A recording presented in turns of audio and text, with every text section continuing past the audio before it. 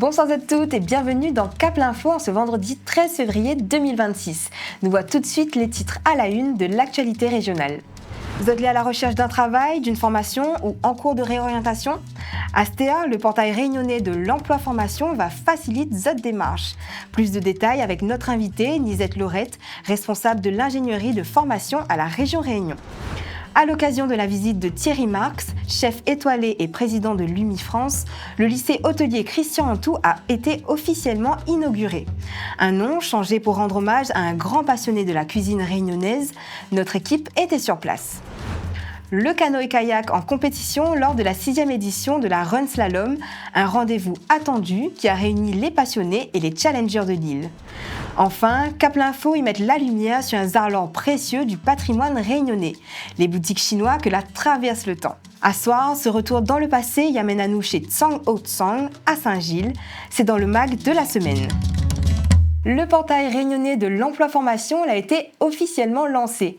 Kosaïlé, un seul et unique endroit en ligne pour faire toutes votre recherches d'emploi, de formation, découvre des métiers et pour les entreprises de recruter directement. La région y soutient ce projet dans le but de donner à chacun les opportunités de construire un avenir professionnel de façon concrète. Illustration et explication dans ce reportage de Cap l'Info. Désormais, en quelques clics, vous pouvez retrouver toutes vos informations concernant les offres d'emploi ou encore les formations qui vous intéressent. Le tout nouveau portail réunionnais Emploi-Formation se veut plus simple, plus accessible. La collectivité régionale qui a la compétence sur la formation professionnelle s'est engagée sur ce chemin pour avoir une approche centrée usager et travaille avec l'ensemble des partenaires pour réaliser cette communication facilitée. Un partenariat renforcé avec France Travail qui s'articule autour des différents modes de recrutement. Au lycée Victor Schœlcher, par exemple, le Stade vers l'emploi a pris ses quartiers. N'y cherchez pas de CV, puisque la journée a d'abord commencé avec des ateliers de cohésion. On brise la glace, on permet aussi d'être sur une forme de neutralité pour pouvoir enlever aussi certains clichés qu'on a tendance à poser quand on est recruteur ou quand on est candidat. Pour l'occasion, une 50aine de demandeurs d'emploi ont été conviés et parmi eux, une 12aine de recruteurs. Un job dating qui casse les codes. Objectif, lever certaines barrières pour celles et ceux qui cherchent un emploi. On va dire que de temps à autre, je suis un peu timide, mais là, ça enlève la timidité, ça enlève tout le stress. Ça permet aussi de découvrir d'autres personnes, d'avoir une cohésion d'équipe. Emma participe pour la toute première fois à ce genre d'événement et en tant que recruteuse, les différents ateliers permettent de mieux analyser les compétences. Se retrouver face à un employeur, parfois ça peut être stressant. Et là, le fait de se placer sur des ateliers, de les voir s'entraider, voir c'est qui le leadership, etc. Donc c'est beaucoup plus parlant qu'un simple rendez-vous. L'emploi, la formation, des enjeux majeurs pour le territoire. C'est pourquoi la région s'engage en faveur d'une réunion plus dynamique. Pour comprendre comment ce portail va accompagner les Réunionnais dans leur parcours professionnel, notre invitée, Nisette Lorette, bonsoir. Bonsoir. Vous êtes responsable de l'ingénierie de formation à la région Réunion. Des portails emploi et formation, il en existe déjà. Qu'est-ce que ce portail va apporter de nouveau par rapport à ce que les Réunionnais connaissent déjà jusqu'ici? La nouveauté, c'est la simplicité et la proximité. Jusqu'ici, les Réunionnais devaient naviguer entre plusieurs sites sur l'emploi et sur la formation. Ce portail est un point d'accès unique, clair, local, qui rassemble emploi et formation spécifiquement pour la Réunion. On l'a vu dans le reportage, ce portail a été co-construit avec les acteurs de l'emploi, notamment France Travail. Comment cette collaboration se traduit-elle dans l'outil proposé aux usagers?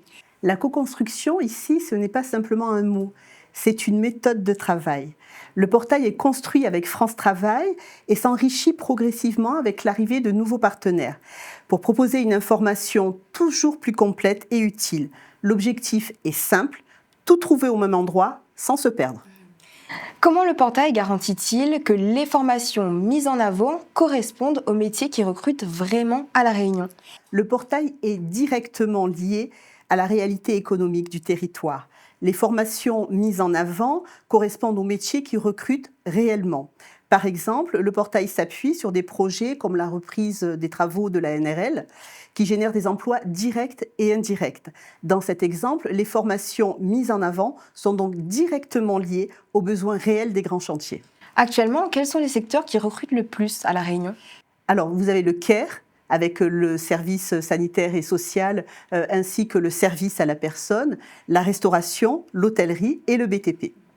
Vous parlez d'un portail évolutif. Est-ce que cela signifie que les utilisateurs, en tout cas leur retour, permettront au portail d'évoluer son contenu, les services proposés, etc.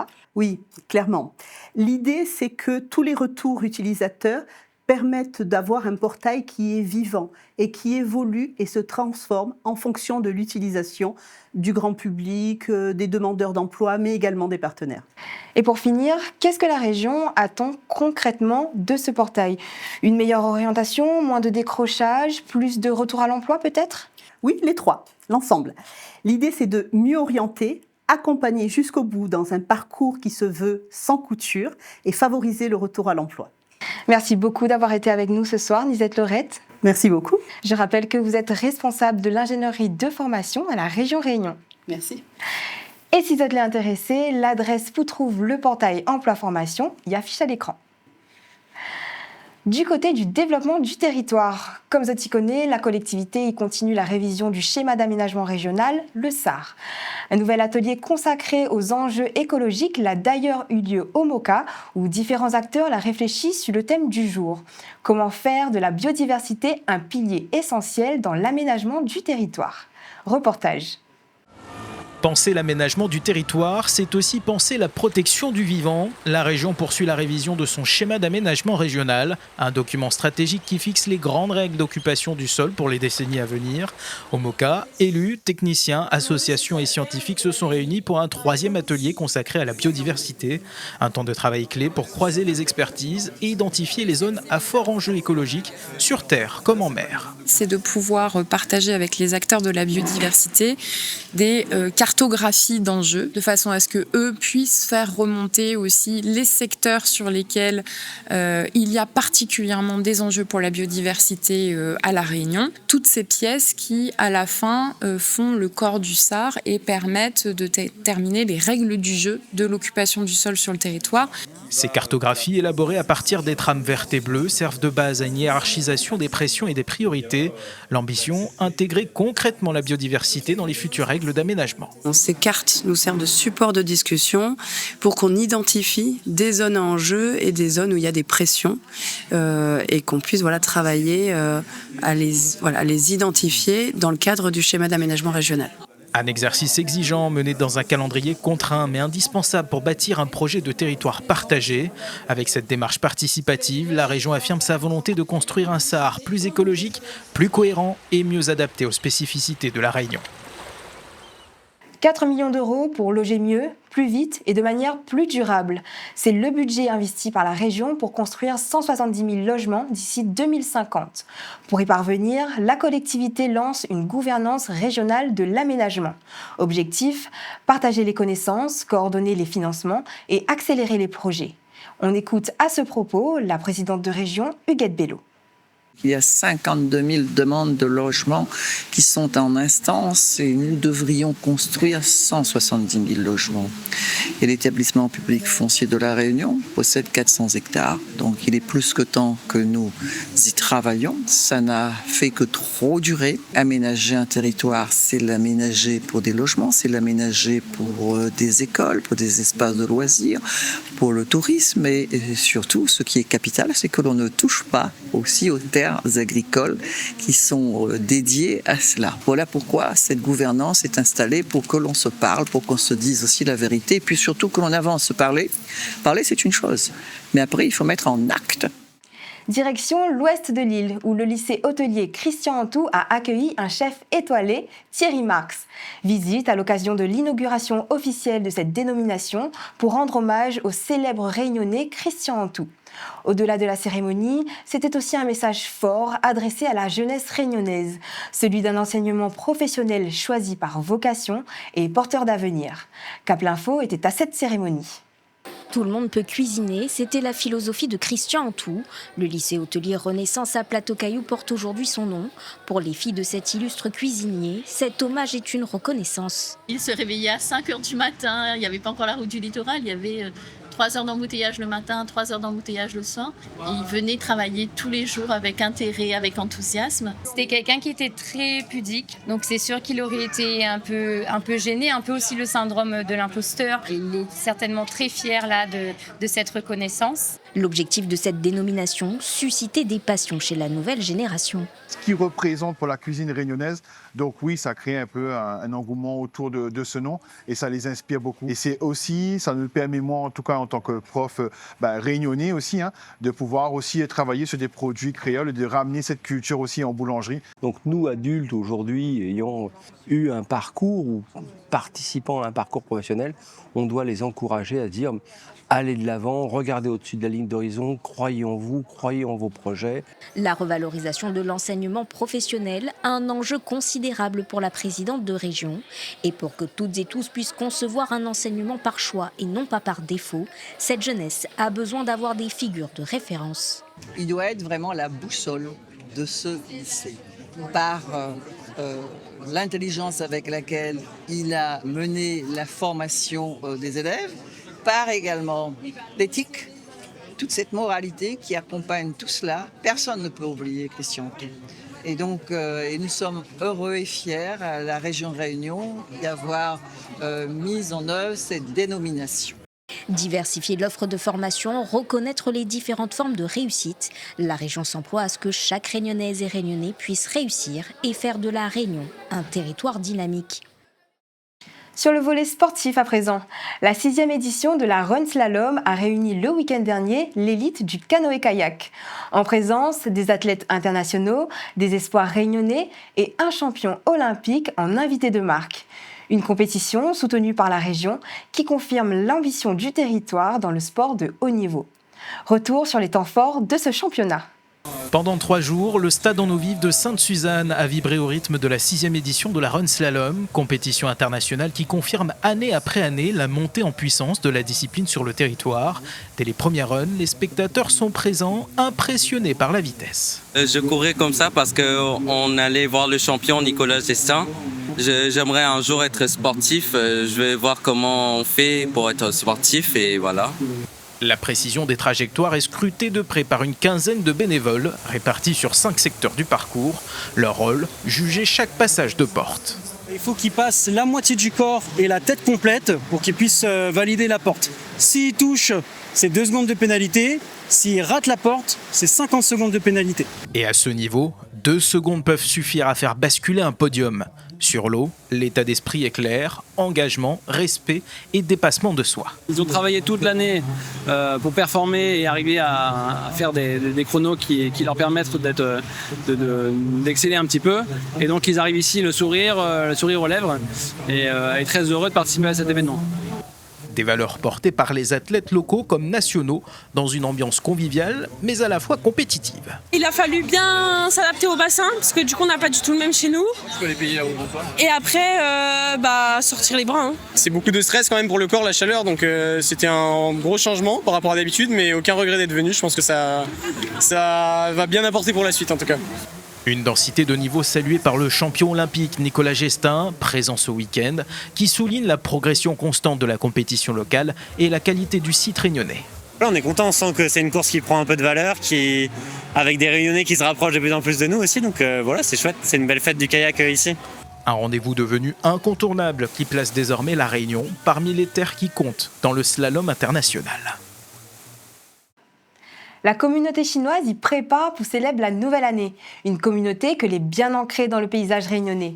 Qui ça l'a jamais rendu un boutique chinois? C'est une partie de l'économie que l'est peut-être vouée à disparaître à cause d'un manque de fréquentation. Celle que nous présente à soir, c'est la boutique Tsang-Ok-Sang. Il fait plus de 100 ans que l'y prospère dans Saint-Gilles. Notre équipe l'a partie à la rencontre de Sandra pour un séquence souvenance. C'est le mag de la semaine. Raconte notre souvenir, nana doit courir. Si Maxime y veut. On est à Saint-Gilles-les-Bains, centre-ville, dans une station balnéaire. C'est une boutique chinoise. Véritable institution aux Roches-Noires, qui ça y connaît pas Sandra et son boutique. On a toujours été baigné dans le commerce, étant plus jeune, donc pour moi c'était une évidence. Je m'ai fait une promesse à ma mère quand elle est décédée. Elle m'a dit que je vais continuer dedans, même si ma mère me disait « il ne me voit pas ouvrir la boutique ». À l'époque, ces boutiques étaient la seule source de réapprovisionnement pour les habitants. À l'intérieur, on y trouve de tout, nourriture, électroménager ou même encore les indispensables de la pêche. Mais depuis l'implantation des grandes surfaces, ces boutiques sont de moins en moins sollicitées. Quand on a un cyclone, c'est vrai que, comme par hasard, là les gens ils viennent en mars, ils trouvent facilement la boutique. Mais les jours normaux, puis pas ça va super marcher, mais comprends ça, c'est tout à fait normal. Hein, parce que la vie, maintenant la vie est chère, donc c'est normal que maintenant il reste le moins cher et l'accessibilité est plus facile. Pourtant, à La Réunion, les commerces de proximité sont partie intégrante de la culture. Si les petites boutiques sont de moins en moins fréquentées, Sandra, elle, mise sur une valeur importante, jusqu'à même à avoir des attentions particulières pour ses clients. Alors, qu'est-ce que tu voudrais ? C'est pour te vendre, hein. Toi ? Ouais, qu'est-ce qui s'est passé ? L'avantage des boutiques chinoises, c'est l'accueil du client, c'est d'avoir tous les produits à disponibilité. C'est-à-dire que certains, quand ils rentrent, bon, non, on a besoin de rien. Après, je dis non, il faut demander. Et quand ils demandent, ils me donnent le produit, ils disent ah, il y a tout ici en réalité. À force de venir, il n'y a plus besoin de demander. Ou ça attrape le produit qu'il veut ou donne le client directement. Quand on me demande à Zot, est-ce que Zot utilise souvent tel produit, s'il dit moi oui, mais ça cherche pour Zot. Et spécialement pour Zot, donc maintenant il revient. Maintenant il revient vraiment. Il ne laisse pas moins en plan comme ça le produit. Le stock, non, c'est toutes les semaines que m'y fait. Par contre, étant donné que je travaille tout seul, moi, je connais de tête les produits qui seront en rupture. Donc, je m'y anticipe un peu. C'est du boulot. Moi, je fais 12 heures parfois, sans se rendre compte. Il y a le travail visuel. Après, il y a le travail par derrière. Il faut passer commande, il faut faire les comptes. Une petite boutique agroalimentaire qui dénote dans cet environnement en pleine mutation. Nombreux s'étonnent même d'y trouver La Réunion longtemps entre ses murs. Les rayonnés, et maintenant, tout ça drôle d'idée, mais elle est bien, il faut se tenir. J'aurais pu moderniser dans une station balnéaire, j'aurais pu changer de structure, etc. Mais je ne veux pas. Je veux garder la tradition, mais il reste le cachet boutique chinois longtemps. Des institutions, des pans de l'histoire de La Réunion qui s'effacent, quelques-unes demeurent et subsistent encore, et certainement pour toujours. Pour moi, c'est de raconter des histoires de l'ancien boutique chinois aux gens. C'est un peu sentimental et comme je dis, j'ai une philosophie où il faut vraiment que les gens y découvrent quand même ce que c'était La Réunion longtemps. Donc pour moi, c'est perpétuer la tradition. Et d'autres boutiques chinoises sera mise à l'honneur dans nos prochaines éditions, peut-être même que sera celle que les juste à côté de Zotcase. Pour rester sur le thème de la vie longtemps, le 19 février, le musée Stella Matutina y organise un atelier artistique pour adultes autour du dessin où la créativité devra émaner de documents d'archives mis à disposition. Il se passe pendant toute la matinée et les réservations sont obligatoires. Les autres programmations prévues dans les musées régionaux les à retrouver sur le site www.museeréunion.fr. Me rappelle à Zot que le magazine Mazine Réunion présenté par Aurélie Béton, il se passe tous les lundis à 13h10 sur Antenne Réunion. L'occasion de revenir plus en détail sur les grands projets prévus par la région Réunion. Nous arrive à la fin de ce journal. Merci d'avoir été au rendez-vous. Toute l'équipe de Cap l'Info y revient vendredi prochain pour un nouveau récap de l'actualité régionale. Gaillard Week-end à Zot.